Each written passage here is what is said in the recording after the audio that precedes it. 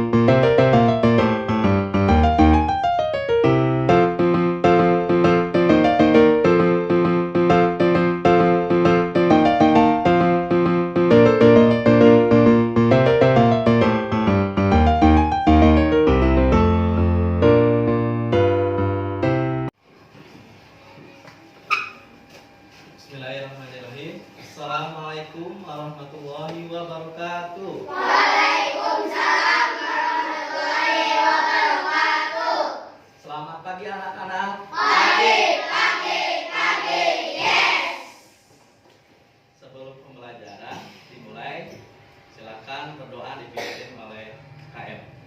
Pada Ikari dipersilakan.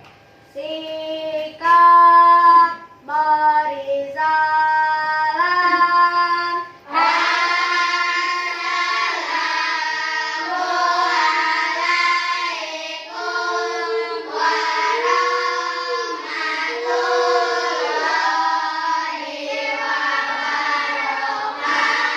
warahmatullahi wabarakatuh. Waalaikumsalam warahmatullahi wabarakatuh. Berdoa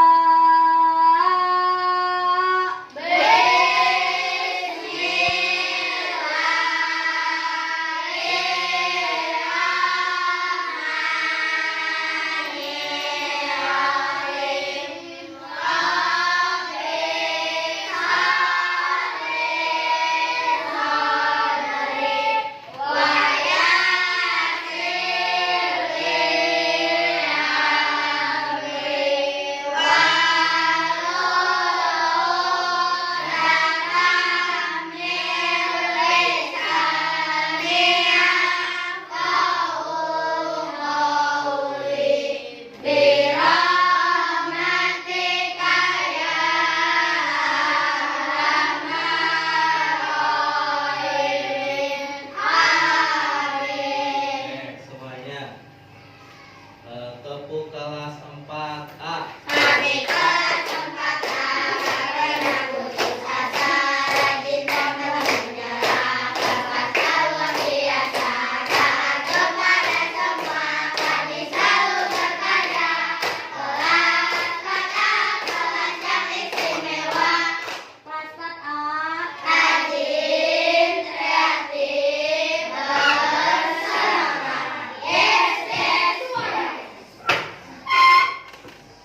Profil pelajar Pancasila.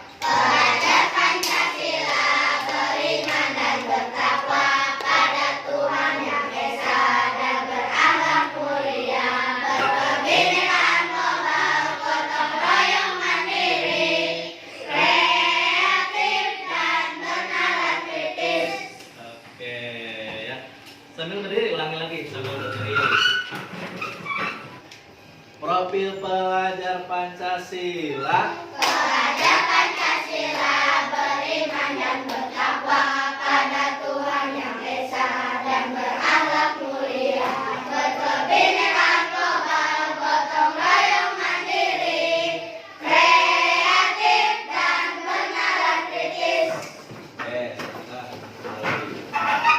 Ya.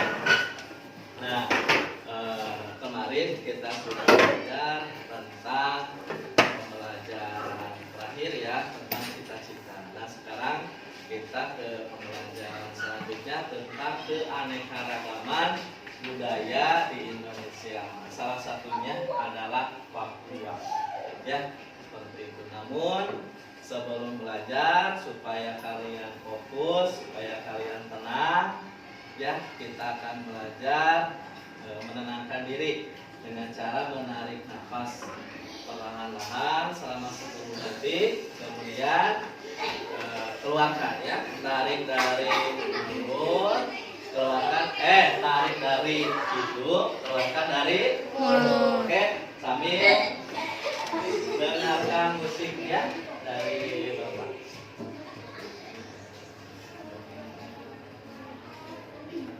Tabel tangannya, kakinya di bawah, tangannya di bawah, dilantai, senyaman mungkin duduknya, tangannya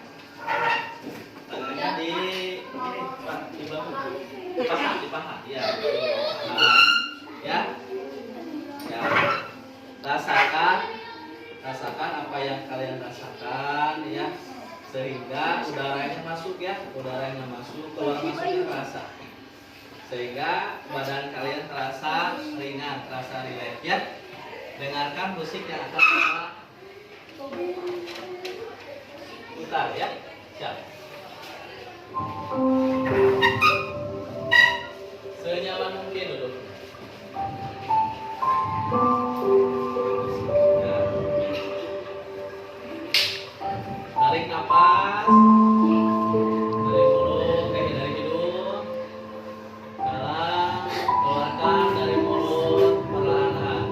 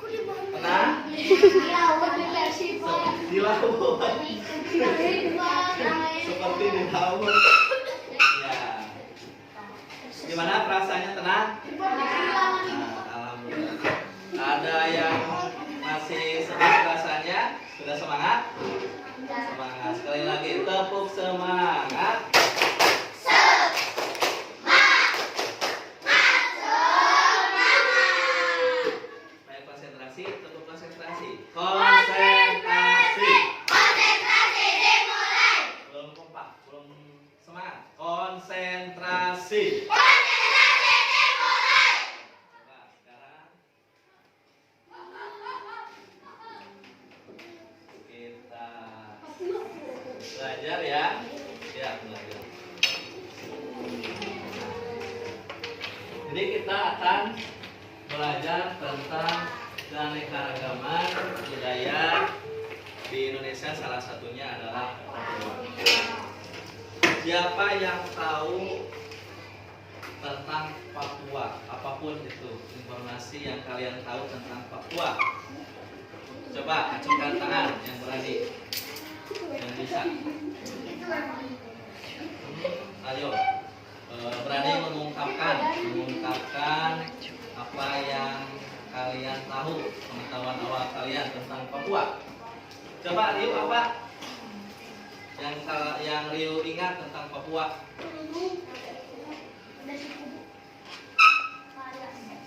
Kayak emas, betul, pintar itu Rio. Dari mana informasinya? Dari bacaan. Tuh, Rio berarti lagi membaca. Terus apa? Beda suku. Beda agama. Oh, di sana itu beda agama, Rofi? Iya, pasti dimanapun berbeda-beda agama ya. Betul. Kemudian siapa lagi? Dikali tadi apa? Beda beragama. Beda agama udah. Terus? Beda suku. Beda suku. Jadi di Papua itu terdiri dari berbagai suku juga. Iya, betul. Empat, Pak. Beda? Empat. Tempat. Ya, beda pasti ya. Gitu. Kalau di sana itu bagaimana? Banyak dataran tinggi kah? Dataran rendah kah? Apalagi sumber daya alamnya, makanannya apa? Tahu nggak? Sapu, batagor, sangadan. Papeda. Apalagi Pulau Tugu. tariannya tahu? Sajojo. Ya, itu aku salah Salah satu lagu. Nah, pada kesempatan kali ini seperti yang telah kalian utarakan barusan tentang menyanyikan lagu Akuse ya.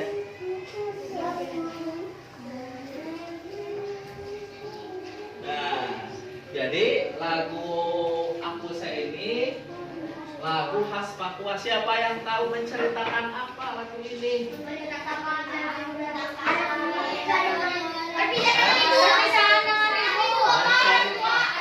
Perpisahan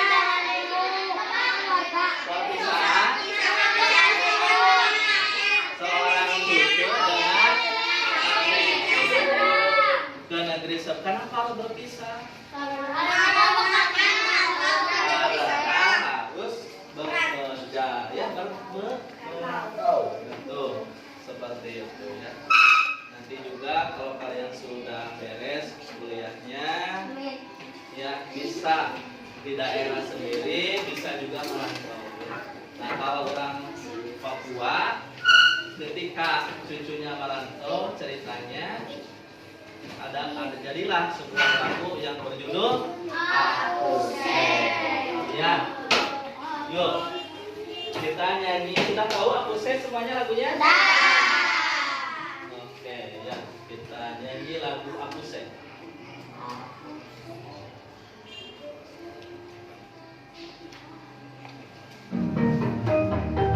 Nah, ya. Baca dulu. Ya.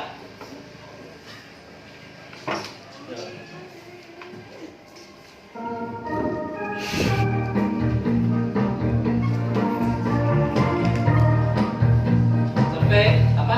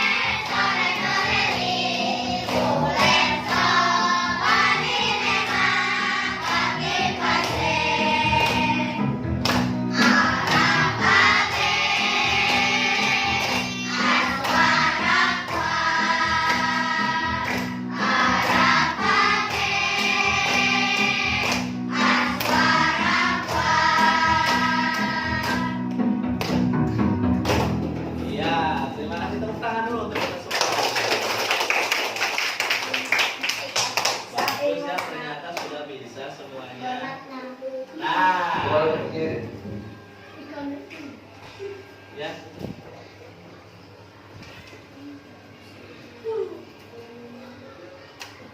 Jadi di lagu ini kita bisa melihat adanya tangga lagu ya, tangga nada. Ada tangga nada rendah, ada tangga nada tinggi. Coba kalian rasakan. Aku sekondau ya. Kira-kira di mana nada rendahnya, nada tingginya? Nah, ya nanti kita bahas lagi ya. Nah, tarian khas Papua, ya, salah satunya itu tari sajojo. Ya, coba kalian baca semuanya, baca dulu.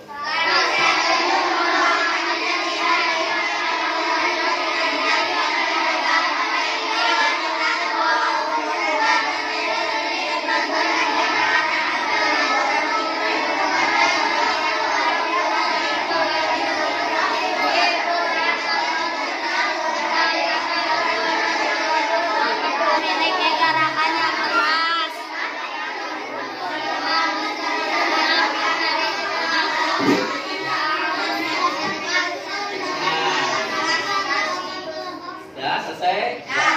Jadi tari sajojo merupakan jenis tarian pergaulan yang bisa ditarikan siapa saja, baik pria, wanita, tua maupun muda, termasuk kalian ya, anak-anak. Berarti masuknya muda ya.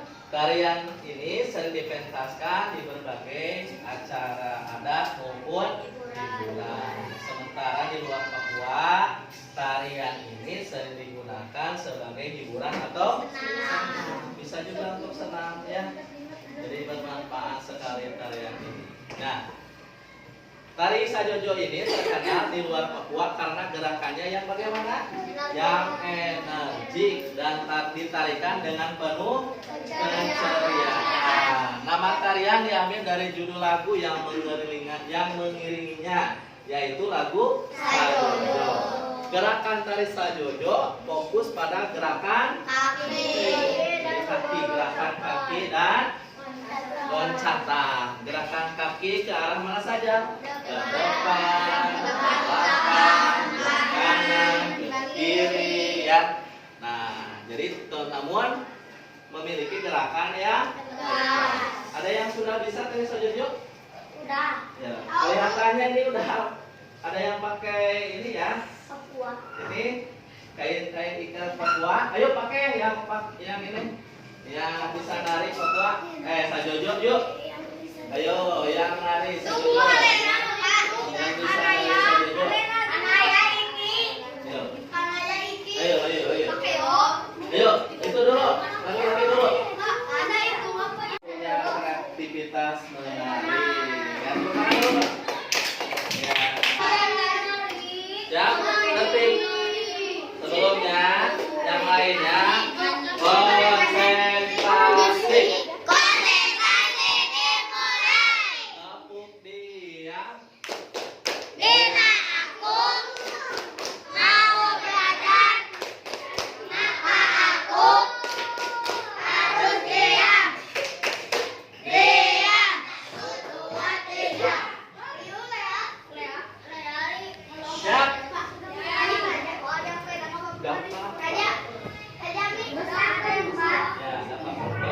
Ya, kita tampilkan tarian sajojo dari kelompok Dito dan kawan-kawan. Ya. Lihat ke sini fokusnya ya.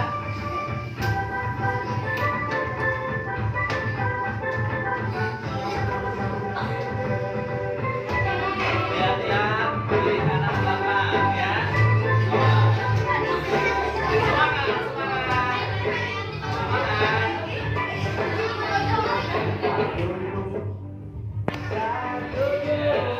Tepuk tangan semuanya. Sambil tepuk tangan. Ya.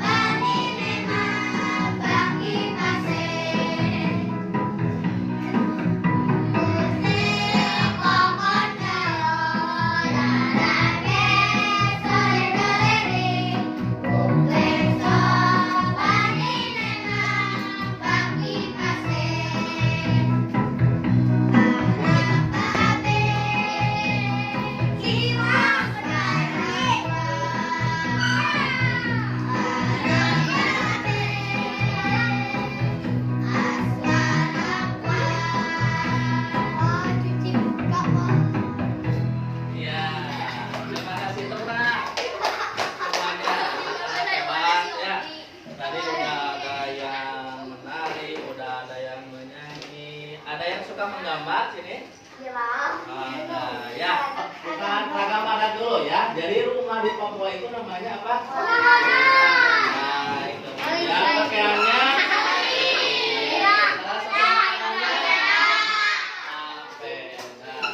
Ini dari terbuat dari apa ya kira-kira? Nih, ya.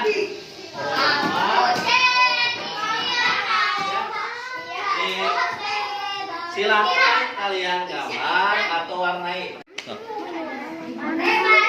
Silakan warnai rumah warnainya, ya. Sesuai imajinasi kalian, ya. Sesuai imajinasi kalian. Nanti sebentar saja kita lihat hasilnya, ya. Lihatin.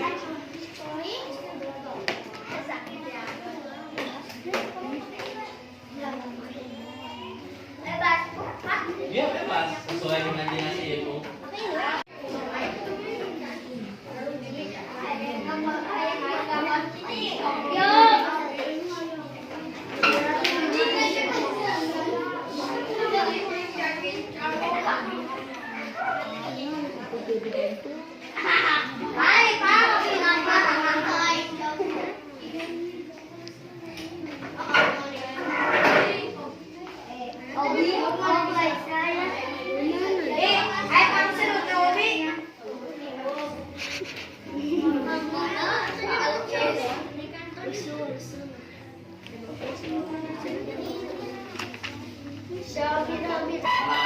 Alhamdulillah kita telah belajar keanekaragaman budaya yang ada di salah satu provinsi kita, salah satu pulau kita, yaitu Papua. Bagaimana perasaan kalian? Gembira ya. Nah, kalian sudah tahu berarti sekarang ya kebudayaan yang ada di Papua. Tadi salah satu lagunya apa? Nah, kemudian makanannya, kemudian karyanya, apa yang telah kalian pelajari, apa yang telah kalian dapatkan hari ini menjadi ilmu yang bermanfaat untuk kalian. Ya, mudah-mudahan kalian senang belajarnya, kemudian nanti di rumah belajar lagi untuk pertemuan selanjutnya ya.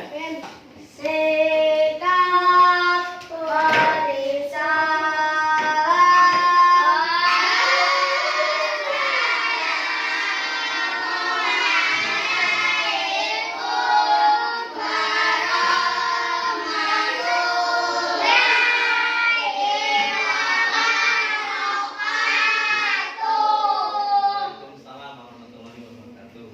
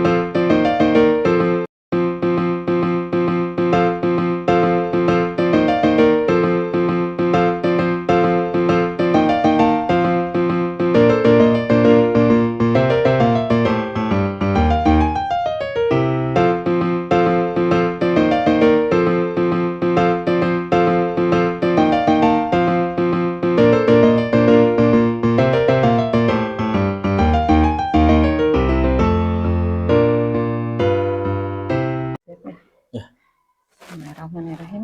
Alhamdulillah Pak Rahmat telah menyelesaikan observasi dengan baik, dengan rencana pelaksanaan pembelajaran yang sudah dilaksanakan dengan baik dari mulai awal, inti, dan penutup.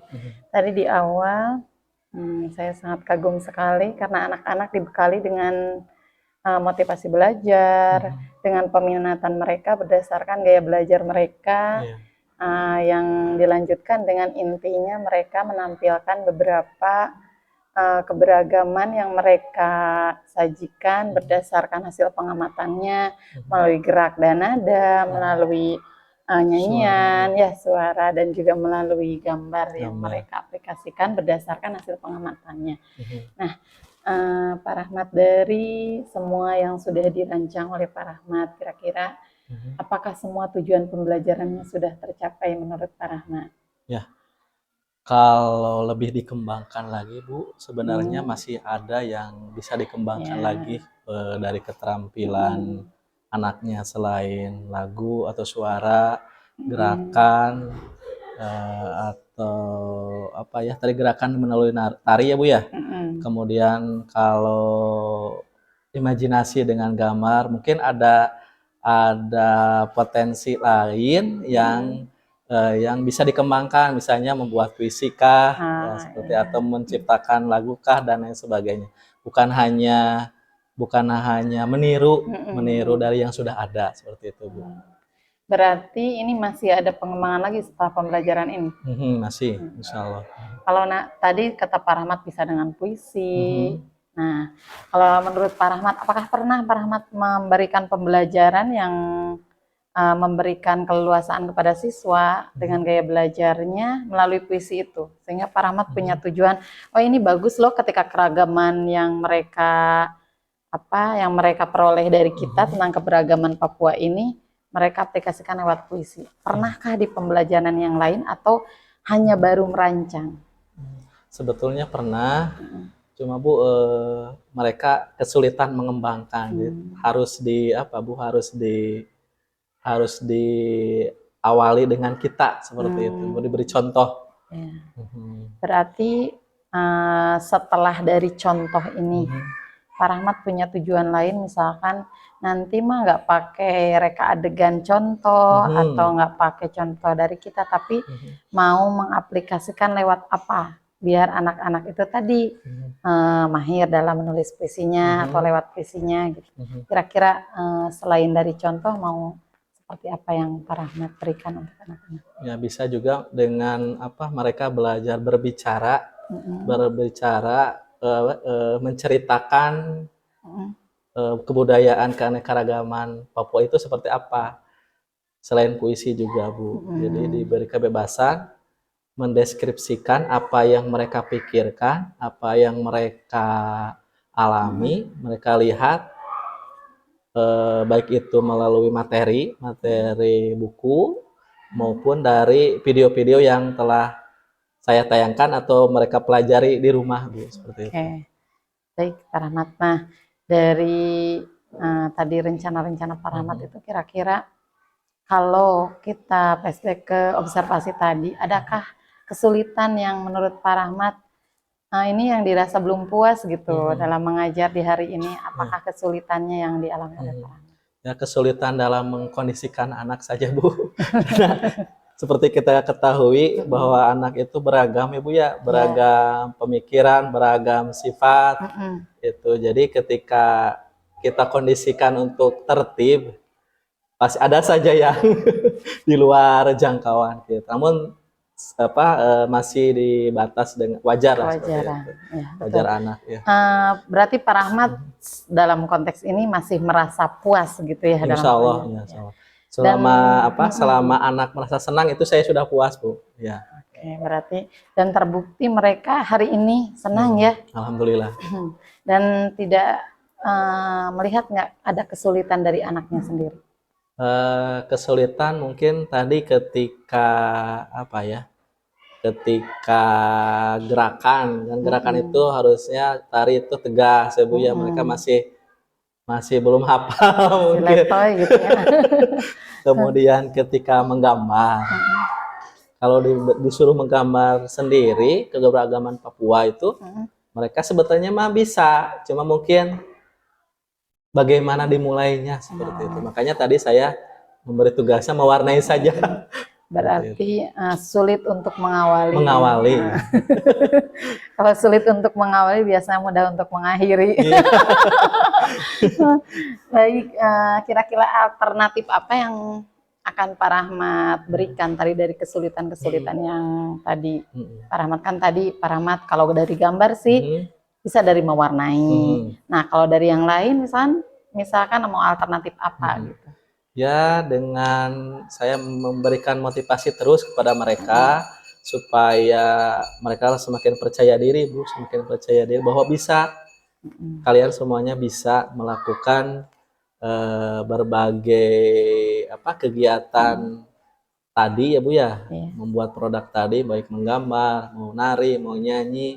Kalau sudah dimulai dengan kemauan, pasti bisa seperti itu. Jadi intinya memberikan motivasi dulu aja, kemudian percaya diri aja, mau melakukan seperti itu. Sip, luar biasa. Jadi intinya motivasi dulu aja Motivasi gitu dulu, dari ya. kita. Berarti itu juga jadi bahan identifikasi juga buat kita ya di awal. Nah, kira-kira identifikasi lanjutannya dari Pak Rahmat, alternatifnya sudah ada. Nah, identifikasi awalnya tadi, nah identifikasi lanjutannya mau kira-kira kalau ini begini jadi begini, sudah ada nggak rancangannya gitu dari Pak Rahmat? Kalau dilihat dari kemampuan anak sehari-hari sih sudah terlihat. Ini yang suaranya bagus, ini yang pintar menggambar, ini yang suka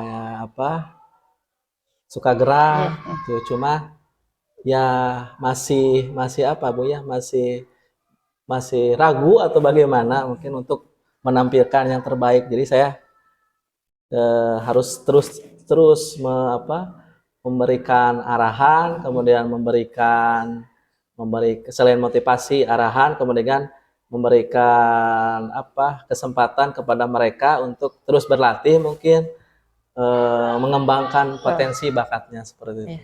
Betul sekali Pak Rahmat, karena tadi betul kata Pak Rahmat,